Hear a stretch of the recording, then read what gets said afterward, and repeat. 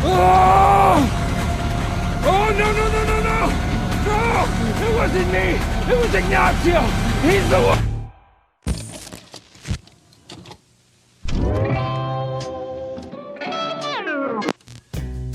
Hey guys, Kiwi here. Huge warning of spoilers for Breaking Bad, El Camino, and Better Call Saul to Season 6, Episode 11. In this video, I'll be breaking down the Walt and Jesse cameo in Episode 6-11, along with all its hidden details. If you cook the blue stuff, then that means you're Igor, and that makes you... you're Heisenberg. Like the video if you end up enjoying it, subscribe to the channel, and follow me on Twitter for more Better Call Saul and Breaking Bad updates. With that being said, let's jump right into the breakdown. I got work to do if you want me to make some magic. We just need to sit a moment, that's all. So we knew that Walt and Jesse would appear in Season 6 since before the season even started due to Peter Gould confirming it, along with the fact that they'd be in this episode due to Vince Gilligan confirming that just a few days ago. That being said, even with the surprise somewhat spoiled, this was still quite a ride. Quite a ride, huh? Before the episode aired, Peter Gould even tweeted out that you should stay off social media and even turn your phone off if you haven't seen this episode yet, and the Walt and Jesse cameo has definitely gotta be why he said that. So the episode starts out with Saul's head bagged and tied up in Walt and Jesse's RV. As Saul is tied up in the back of the RV, I love all the close-up shots to Walt and Jesse's lab. We see a flask, methylamine, phosphorus, along with the keys to the RV itself. Saul assumes that the cartel kidnapped him, yelling out "Yo soy abogado," just like he did in Better Call Saul episode 508 Bagman. Yo soy abogado! Abogado! Abogado! Yo soy abogado. Lawyer. Abogado. Notice how Saul also says anywhere but the desert, referencing his traumatic experience that he went through in 508 Bagman. The way that Saul tries negotiating by saying mucho dinero also reminds me of the skateboard twins trying to blackmail Tuco and his abuelita in the first two episodes of the show. Whatever the problemo, we can fix it with dinero. Mucho dinero. Dinero. Dinero. Sí, righteous dinero. Dinero. You see. We then see duct tape around Saul's ankles getting cut as he's dragged out the door to the RV, with it closing behind him, showing the duct tape covered bullet holes from the beginning of Breaking Bad when Walt gassed Emilio in Crazy 8. As you may have guessed, this is a Breaking Bad missing scene to Season 2 Episode 8, a Breaking Bad episode that's titled Better Call Saul and features Saul Goodman's first ever appearance. Likewise, this episode of Better Call Saul is titled Breaking Bad, being Walt and Jesse's first episode in Better Call Saul. I predicted this back when I did my huge Walt and Jesse Better Call Saul theories video before Season 6 even aired, along with before Walt and Jesse cameos were confirmed, and I'm really happy to see that this parallel has come to fruition. Not only that, but it's a prelude to the iconic scene of Walt and Jesse kidnapping Saul and bringing him out into the desert to intimidate him to take their deal since he didn't accept Walt's bribe when he saw him earlier as Mr. Mayhew. $10,000. What, dude wouldn't take a bribe? That dude in there, Saul Goodman we're talking about. Morally outraged, he said. Threatened to call the police. What you need? This afternoon, an associate of ours offered you $10,000. You should have taken it. No offense, guys, but I don't take bribes from strangers. You better safe than sorry. That's my motto. I love how the cold open scene cuts off right as Saul starts saying the infamous line, "It wasn't me, it was Ignacio," as one final nail in the coffin. It wasn't me. It was Ignacio. He's the one. The creators knew how famous that line is, and they knew exactly what they were doing here. Oh, no, no, no, no, no, no. No, it wasn't me, it was Ignacio, he's the one! So before we jump into the meat and potatoes of the rest of the Walt and Jesse cameo, I want to quickly recap and recontextualize what happens to them out in the desert during Breaking Bad Season 2 Episode 8, now that we know the full picture, and since the Walt and Jesse 611 cameos show missing scenes of before and after the iconic Saul kidnapping desert scene itself. Saul starts spouting out saying, "It wasn't me, it was Ignacio, he's the one." We now know that this is due to Lalo having told Jimmy in episode 608 that it was Ignacio who worked against Lalo to let the assassins into his compound during the Better Call Saul Season 5 finale to try and kill him. After I saw you last, I went home. You know what happened? Men came trying to get to me. Now, how did these men get into my home, do you know? During episode 608, Lalo implied to Jimmy that he thinks Jimmy was possibly involved with Nacho's plan against him, since Nacho's the one that introduced him to Jimmy in the first place. I have no idea. Ignacio Varga. He let them in. And who did Ignacio introduce me to? You. Ignacio. Nacho? During 608, as Lalo starts gagging Jimmy even spouts out the same line saying, "It wasn't me, it wasn't Ignacio, he's the one." Whoa. I barely know Ignacio. Whatever he did alone, not with me. Listen, you gotta believe me, hand to God, I had no part in this. It wasn't me. It was Ignacio.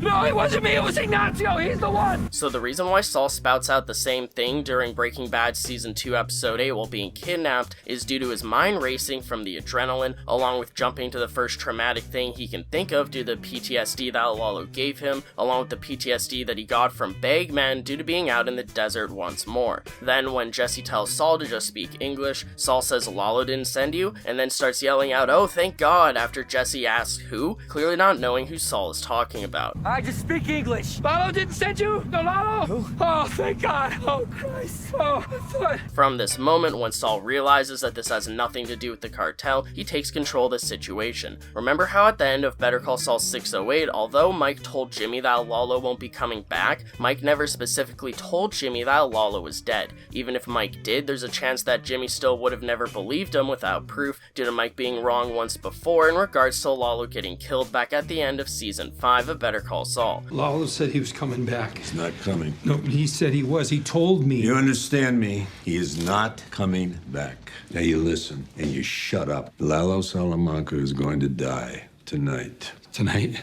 This time tomorrow it'll be done. That, along with the PTSD that Jimmy has from Lalo returning from the grave once before, causes Jimmy to always be paranoid of Lalo as the trauma rushes back through his body. Throughout the rest of the original Breaking Bad scene, Saul speaks to Walt and Jesse about helping out Badger, who was arrested with a drug charge at the beginning of the episode. It's worth noting that Saul tells Walt and Jesse to put money in his pocket, giving them attorney-client privilege. First things first, you're gonna put $1 in my pocket, both of you. You want attorney-client privilege, don't you? So that everything you say is strictly between us. Put $1 in my pocket. Come on, make it official.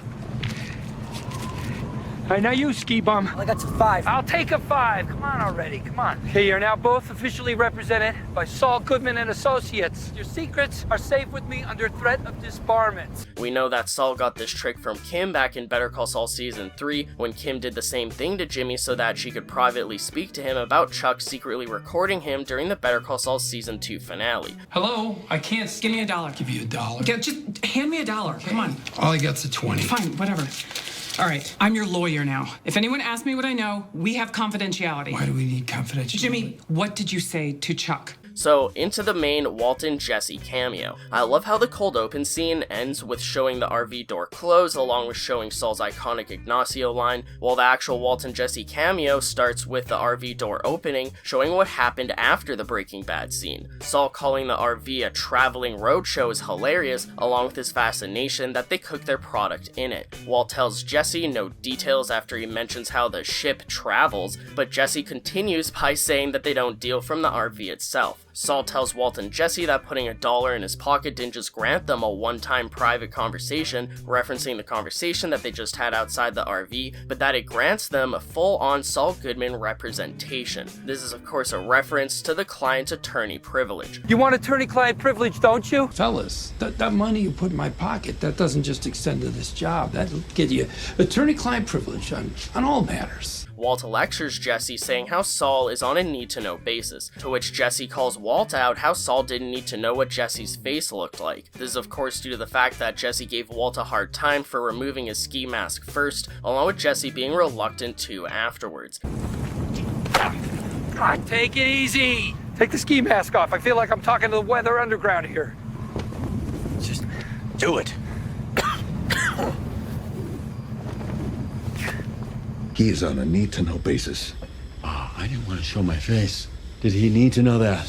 Saul figures out how Walt and Jesse aren't just distribution, but that they're the whole package, cooking and selling. Saul's amazed that he's standing right where they cook their blue product, as he's clearly heard about the good reputation that their product has. Saul holds up one of their flasks, saying how he used to have a fish that could have used it as a vacation home, obviously referencing Jimmy's iconic goldfish from the 2003-2004 era, which has most certainly died of old age by now, with this scene taking place in 2008. It's always implied that Jimmy's fish would have died by the time Breaking Bad that happened, but at least we get a subtle confirmation of it. I also love how they made the poster art for this episode showing Jimmy's goldfish swimming around in the flask. Saul correctly deduces that Walt is Heisenberg and asks how much they can produce, but Walt redirects the conversation by saying how they ask the questions. Walt says that Saul has one job and that he still doesn't understand how Saul is gonna pull it off. Saul says that he'll give Walt a PowerPoint presentation down at the office and not to worry. This is of course referencing getting Badger out of custody without ratting out anyone, which we know happens in season 2 episode 8 of Breaking Bad, with Saul suggesting a fall guy to take blame as Heisenberg, as Saul knows a guy that will purposely go to jail for a payoff.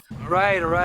And the way I see it is, somebody's going to prison. It's just a matter of who. It's hilarious how casual Saul is around Walt and Jesse, considering they just kidnapped him and held him at gunpoint in front of a pre-dug grave. Clearly, as we know, this isn't Saul's first time being held against his will at gunpoint. It's just amazing how Saul uses his superpowers of being his words to get himself out of this situation, just like how he did with Tuco at the beginning of Better Call Saul. You know, Tuco told me about you. You're the guy with a mouth. You got a mouth on you. You know, the Tuco I know, he would have skinned them alive and let the buzzards eat their eyeballs. There you were. You go blah, blah, blah, and they walk out of there. I mean, it's amazing, really. They wheeled out, actually. And even with Lalo multiple times, that is until Lalo finally shut him up by gagging him. You two in your mouths, Dios mío. You gotta believe me, hand to God, I had no part in this. It wasn't me. It was the guy. Save it. Not only does Saul take control of the situation, he makes quite a profit too. Walt and Jesse originally offered Saul a $10,000 bribe, and then said how the offer expired when they kidnapped him. I'll take your money, sure. Nah, that offer's expired, yo. It was kind of low anyway. Saul wasn't lying when he said that the price was low, as off-screen in between the end of the Breaking Bad scene and the beginning of the RV scene during 6/11, Saul told them that it cost them $80,000 to help Badger, which they ended up paying by the end of the Breaking Bad episode. Just bring what we talked about, okay? And don't worry, I'm gonna make it work. I'm taking the 80,000 as a starting point for negotiation. Take it any way you want. That's the price. $80,000 for 8 years of his life, huh? Conscience gets expensive, doesn't it? I also like how during the Breaking Bad episode, while Saul says how having a conscience gets expensive, the camera focuses on Jesse, as he's the one that didn't want to kill Badger earlier, while Walt definitely considered it. Why don't you just kill Badger?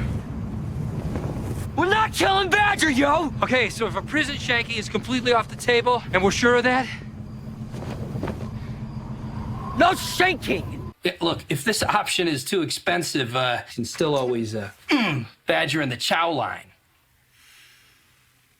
Saul calls shotgun to the RV, to which Jesse's hilariously salty over. Saul mentions how at least Jesse won't be rolling around in the back like Saul was on his way there, mentioning his bad knees. Saul mentioning he has bad knees is in reference to the original Breaking Bad scene when Saul used his bad knees as an excuse to stand up and speak to Walt and Jesse on the same level. All right, I'm gonna stand up, all right? Because I got bad knees. That's better. At least you won't be rolling around like the last Christmas ham in the back of the delivery truck. You know, I've got bad knees. Think you might have messed up my rotator cuff. Saul jokes how they're lucky that Saul isn't charging them for his chiropractor as she's expensive. He then gives a sleazy joke saying how she adjusts everything, implying that she gives him a happy ending. This perfectly fits with the sleazeball Saul Goodman attitude that we all know him for in Breaking Bad. You're lucky I'm not charging you for my chiropractor. She's expensive, but she adjusts everything. Hey, Francesca, how about I follow you home? No. For safety. What? God, you are killing me with that booty. Walt has trouble starting the RV, to which Walt and Jesse bicker over it. I love this detail showing how the RV has trouble starting, foreshadowing season 2 episode 9 of Breaking Bad, 4 Days Out, where Walt and Jesse get stuck out in the desert. Jesse, back when I asked you to put the keys in a safe place, where did you put them? It's right here in the ignition. Son of a bitch. Since this Walt and Jesse cameo happens during season 2 episode 8, it makes complete sense that they'd start having an RV issue since 4 Days Out is the very next episode, season 2 episode 9. No, not there. That is our workstation. Why don't you try to find a place where it won't get lost, I wanted to leave them on the counter, bitch!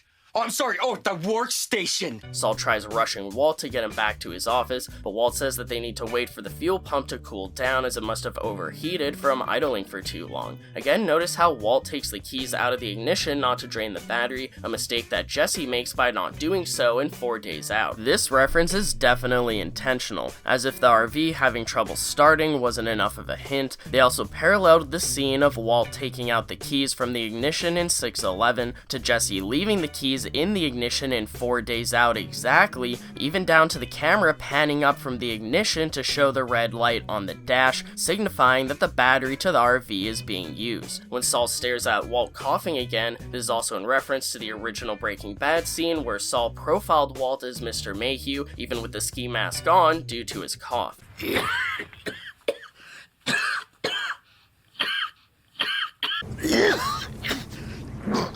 Mr. Mayhew? Recognize your cough. Take that mask off, get some air.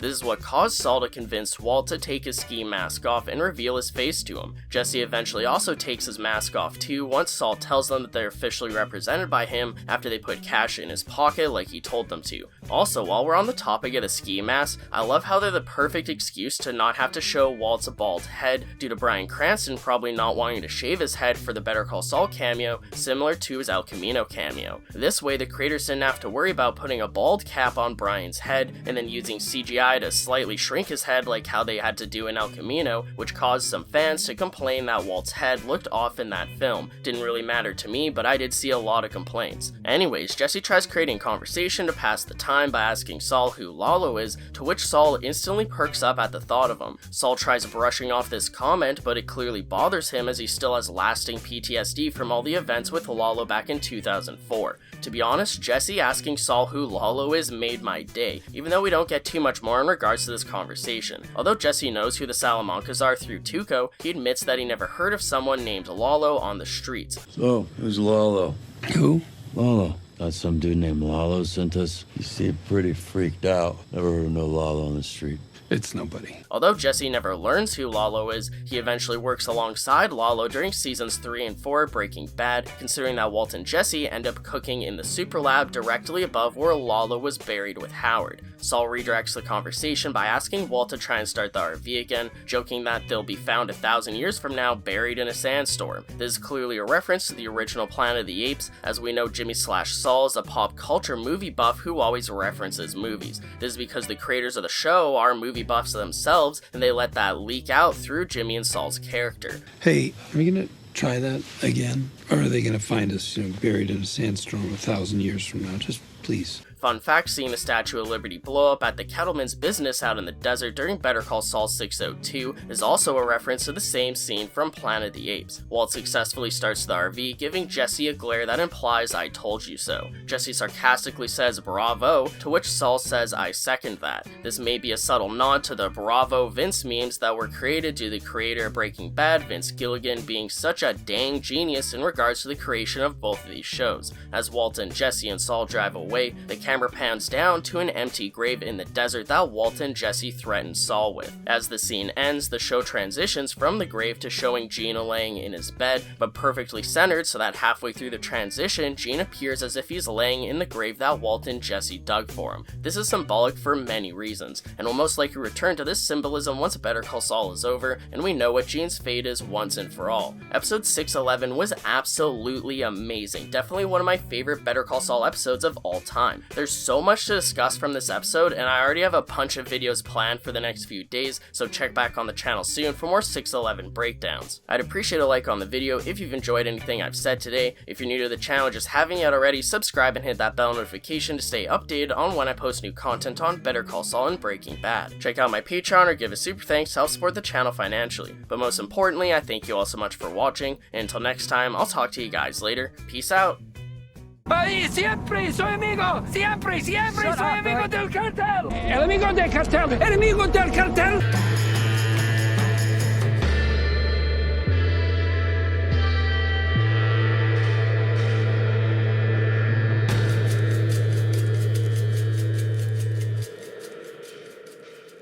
Look, Look, I didn't turn the key or anything, all right? I'm not stupid. Is this just a genetic thing with you? Is it congenital? Did your mother drop you on your head? Your imbecility being what it is, I should have known to say, Jesse, don't leave the keys in the ignition the entire 2 days.